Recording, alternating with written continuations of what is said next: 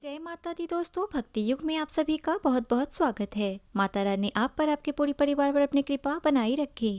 दोस्तों, आज मैंने पशुपतिनाथ का व्रत किया था।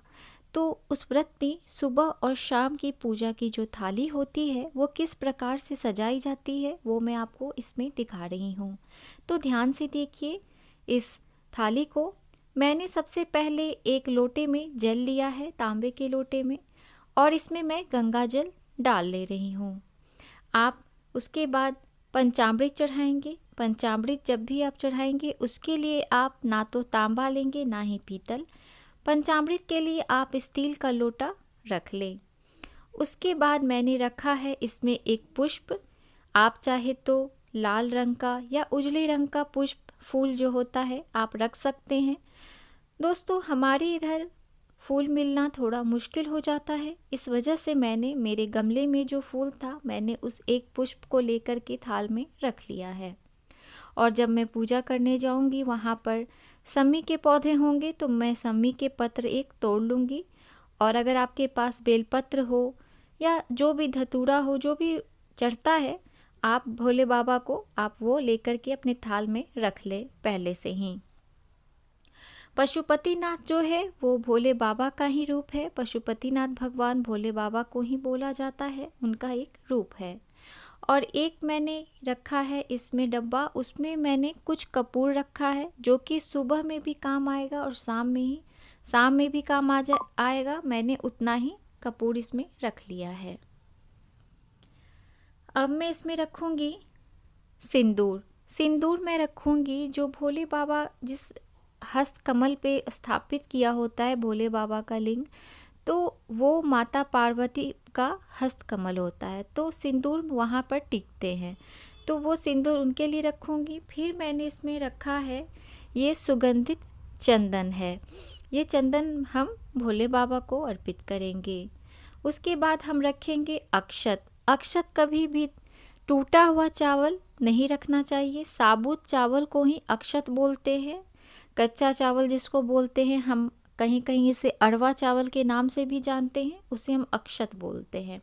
उसके बाद थोड़ा सा ये गोलदाना रख लेंगे प्रसाद के लिए सुबह में, ताकि अभी हम जाएं तो इसे अर्पित कर सकें। और दोस्तों, आप सामग्री उसी हिसाब से रखना जिससे आपकी अभी सुबह की पूजा हो सके और शाम में भी इसी थाल में बचे हुए सामग्री से आपको पूजा करना होगा। उसके बाद हम रखेंगे इसमें रोली। रोली रखेंगे भगवान गणपति को अर्पित करने के लिए।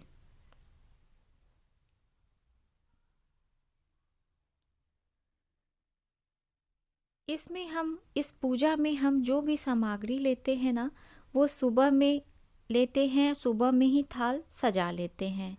जो भी चीज़ है, जैसे अक्षत है, सिंदूर है, रोली है, चंदन है, और जो भी जहाँ बत्ती बना रही हूँ मैं, ये बत्ती भी मैं अभी ही 2 बना लूँगी। जैसा कि आपने देखा है कि एक डिब्बी रखी है, उसमें मैंने कपूर रखा है। तो मेरा क्या है कि सुबह का आरती 3-4 कपूर में आरती मेरा हो जाता है, तो मैंने 6 कपूर इसमें रख लिए हैं। कपूर की जो गोलियां होती है, टैबलेट्स होते हैं, मैंने वो रख लिया है, ताकि मेरी सुबह की भी आरती हो जाए और शाम में भी आरती हो जाए। और ये मैं खुले प्लेट में कपूर मैंने नहीं रखा है, क्योंकि क्या होता है कि आप भी ना रखें, क्योंकि अगर आप सुबह में ही थाली में सजा के अगर खुले में छोड़ देंगे तो आपको भी मालूम होगा कि कपूर जो है वो उड़ जाता है हवा में, तो हो सकता है कि कपूर आपका गल जाए, उड़ जाए। इसीलिए मैंने डब्बे में बंद करके उतना ही रखा है जितना मुझे शाम को भी इस्तेमाल हो जाए और मैं अभी भी इस्तेमाल कर सकूं। तो ये देखिए, मैंने 2 बत्ती इस तरह से बना के रख ली है। उसके बाद 2 बत्ती मैंने रखी। अब मैं पंचामृत बना रही हूँ। पंचामृत में मैंने रखा है दूध, दही, और अभी मैंने रखा है इसमें थोड़ी सी गुड़। आप चाहे तो इसमें, आपके पास अगर शक्कर हो तो आप शक्कर का भी इस्तेमाल कर सकते हैं। मेरे पास गुड़ का ढली था तो मैंने उसी में से तोड़ के थोड़ी सी गुड़ इसमें डाल दी है। और आप हमेशा कोशिश कीजिए कि कभी भी पंचामृत को तांबे या पीतल के लोटे में ना रखें, ये सही नहीं होता है। पंचामृत कभी भी स्टील के लोटे में ही ले जाइए, ये अच्छा होता है। अब मैंने इसमें डाला है थोड़ा सा मधु या शहद, जिसे आप जानते होंगे, जो भी आप अपनी तरफ बोलते हो, मधु बोलते हो, शहद बोलते हो, इसमें मैंने शहद डाला है। अब मैंने इसमें डाला है देसी गाय का घी। अब ये बन चुका है पूरी तरह से पंचामृत, जो 5 चीज़ों से बनता है, ये आप सभी को मालूम है। पंचामृत बनाने के लिए हमें चाहिए कच्चा दूध, दही, गाय का घी, शहद और थोड़ा सा इसमें चाहिए गुड़ या शक्कर, आप बोलो शक्कर। इन चीज़ों से पंचामृत बनकर तैयार हो जाता है। और सुबह की पूजा में हम लेंगे यहाँ पर 2 मिट्टी का दिया।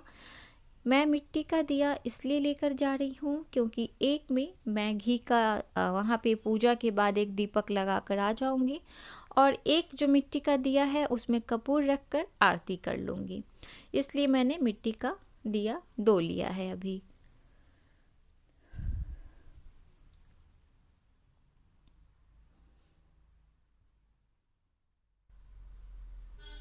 ठंड का समय है, जिस वजह से घी भी जो है थोड़ा सा इस तरह से जम गया है, तो इसलिए मैं इस तरह से इसे निकाल के रख लूँगी और हाथ से थोड़ा सा मल दूँगी।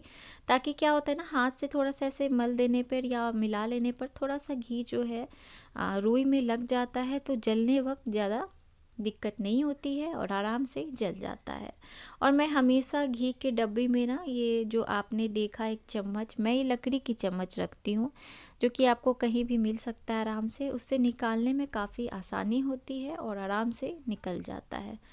तो इस तरह से मैं एक एक्स्ट्रा प्लेट मैंने रख लिया है, जिस पर मैं कपूर के जो दिए हैं वो रख करके मैं आरती कर लूँगी इस प्लेट में। और ये रखा है मैंने माचिस साथ में जलाने के लिए। और दोस्तों, वो बांस वाली जो अगरबत्ती होती है, मैंने एक बार घर में ख़रीद कर मैं ले आई थी, तो जब तक जला था उसको मैं जला करके ख़त्म मैंने कर दिया। उसके बाद मैं ये वाला कोशिश करती हूँ कि ये वाला ही मैं यूज करूँ, ताकि सही रहता है। ये जो बत्ती है इसी को बनाकर यूज करना चाहिए। बांस वाली अगरबत्ती लोग ऐसे भी कहते हैं कि घर में नहीं जलानी चाहिए। बांस वाली अगरबत्ती जलाने से हमारे वंश का नाश होता है। तो खैर, मेरे पास बांस वाली अगरबत्ती थी, तो मैं कोशिश कर रही थी कि अब भगवान के नाम से ले आई हूँ तो उसको जलाकर ख़त्म कर दूँगी, फिर मैं यही यूज़ करूँगी हमेशा। तो ये देखिए, सुबह की जो ये मेरी थाली है ये तैयार है। बस इनमें कुछ चीज़ें हैं रखनी है, वो मैं रख लूँगी। सुबह की थाली में कुछ ज़्यादा नहीं करना है आपको। पशुपतिनाथ का व्रत कीजिएगा कभी भी, तो सुबह में बस आपको उठना है। और पशुपतिनाथ का व्रत बस 5 गिन के करना होता है और इसमें कुछ नहीं करना है। बहुत सारे वीडियोस में तरह तरह के लोग चीज़ें बता रखे हैं, आप ऐसे कीजिए, आप वैसे कीजिए। कुछ नहीं करना है आपको, बस मन में श्रद्धा रखिए। और हाँ, मन में कोई भी अहंकार मत रखिए, कोई भी किसी से जलन नहीं, कोई भी वैर नहीं रखिए कि हम पशुपतिनाथ का व्रत कर रहे हैं, ये कर रहे हैं, वो कर रहे हैं, ऐसा कुछ नहीं। देखिए, इस तरह से ये 7 बार वस्त्र के तौर पे इस धागे को मैंने लपेट लिया है। ये वस्त्र के तौर पे मैं भगवान भोलेनाथ को अर्पण कर दूंगी। और हाँ दोस्तों, मैं क्या बता रही थी कि पशुपतिनाथ का व्रत 5 किया जाता है और आपको करना कुछ नहीं है। आप एक दिन पहले संडे के दिन, रविवार के दिन बाल धो करके नहा लीजिए। बाल धो के इसलिए नहा लीजिए क्योंकि व्रत के दिन आपको बाल धो के नहीं नहाना चाहिए। कोई भी व्रत अगर कोई महिलाएं करती हैं तो उस दिन अपना बाल नहीं धोना चाहिए, जैसा कि आप सभी जानते हो। तो मैं एक दिन पहले मैंने बाल धो करके स्नान कर लिया था, शुद्ध हो गई थी। उसके बाद सोमवार के दिन मैंने सुबह से व्रत रखा। आप चाहो तो सुबह में चाय पानी भी ले सकते हो, क्योंकि घर में बहुत सारे काम होते हैं, बच्चों को स्कूल भेजना होता है, ऑफिस भेजना होता है, या खुद भी ड्यूटी जाना है। तो आप सुबह उठ करके चाय पानी आप साफ तरीके से ले ले, चूल्हा साफ हो आपका। उसके बाद आप घर के सारे काम कर ले। और जो प्रतिदिन जैसे आप भगवान भोलेनाथ का सुबह में जलाभिषेक करते हैं, तो आप जाएं और जलाभिषेक जैसे करना है, ये थाल लेकर जाएं, बस उनका ये जल अर्पण करके पूजा करके आ जाए। ये देखिए, मैंने इसमें 2 सिक्के ले लिए हैं, जो कि मैं अभी एक सुबह में अर्पण करूंगी, एक शाम में अर्पण करूंगी। तो इस तरह से मैंने सुबह का थाली तैयार करके पूजा कर लिया था। अब देखिए, ये थाली जो है ये जो मैंने सुबह में पूजा करके मैं आई थी, ये शाम वही थाली है, और अब ये थाली मैं शाम की पूजा के लिए लगा रही हूँ। तो क्या होता है कि सुबह में जलाभिषेक करके मैं आ गई थी और ये थाली को इसी तरह रख दिया था, तो शाम में आपको कुछ नहीं करना है। बस इसी थाली में जो एक बत्ती एक्स्ट्रा था वो एक बत्ती रखा हुआ है, कपूर एक्स्ट्रा मैंने बताया था रखा है, बाद बाकी चंदन अक्षत ये सब एक्स्ट्रा रखा हुआ है। इसमें क्या करना है, शाम की थाली में आपको 6 दीपक लगाना है और घर में आपको प्रसाद बना लेना है। चाहो तो आप आटे का हलवा बना लो, चाहो तो आप सिंघाड़े का हलवा बना लो, सूजी का हलवा बना लो, जो आपको सही लगे वो बना लो, क्योंकि इसमें बाहर का प्रसाद नहीं चढ़ता है। और जो इंसान ये व्रत करेगा वो खुद से ही प्रसाद बनाएगा, अगर वो सक्षम है तो वो खुद ही प्रसाद बनाए, सही रहेगा। तो बस शाम में यही 2 चीज़ें इसमें एक्स्ट्रा में लगते हैं, एक है प्रसाद, दूसरा है 6 दीपक। बस आपको क्या करना है, 6 दीपक में घी का दीपक लगा लेना है बत्ती के साथ, और प्रसाद ले लेना है। प्रसाद आपको लेना है एक ही प्लेट में लेकर जाना है और वहाँ भगवान के पास इसका 3 भाग करना है, जिसमें से कि एक भाग आपको स्वयं ग्रहण करना है जब लेकर आप घर आओगे, और जो 2 भाग होगा आप उसको वहीं मंदिर में छोड़ करके आप घर आ जाओगे। तो ये देखिए गाय का जो घी है उससे मैंने इस तरह से ये दीपक मैंने लगा लिया है, ये मैं इस तरह से लगा लूँगी। और प्रसाद मैंने बनाकर रख लिया है, प्रसाद भी मैंने घी में ही बनाया है, और थोड़े से प्रसाद ही बनाइए। प्रसाद आप इतना मत बना लीजिए कि बस आप उसको किसी और को दे रहे हैं या फेंक रहे हैं, नहीं, बिल्कुल नहीं। एकदम थोड़ा सा प्रसाद बनाइए, ताकि आप उस प्रसाद को एक छोटे से ये कटोरी जो मैं आपको दिखाऊंगी उसमें आप लेकर जाओगे, और कटोरी में आपको यहाँ से एक ही साथ प्रसाद लेके जाना है। वहाँ जाने के बाद उसका 3 भाग करना है तीनों प्लेट में। उसके बाद भगवान भोलेनाथ को पशुपतिनाथ को ऐसे अर्पण करना है, एक तरह से सजा के रख देना है, और मन ही मन कहना है, भगवान मैंने अपनी श्रद्धा से ये प्रसाद आपके लिए बनाया है, आप इसे ग्रहण कीजिए। तो ये आपको करना है, ये प्रसाद बना लेना है और शाम में ये 6 दीपक ले करके जाना है। और प्रसाद और ये 6 दीपक लेकर जाइए। और आरती के लिए एक मैंने और एक्स्ट्रा दिया फिर से रख लिया है, क्योंकि सुबह में जो मैंने जिसमें आरती किया था मिट्टी के दिए में, वो मैंने वहीं पे छोड़ दिया था, वो दिया वापस लेकर नहीं आते हैं। आपको भी पता है मिट्टी का जला हुआ दिया वापस लेकर नहीं आना चाहिए।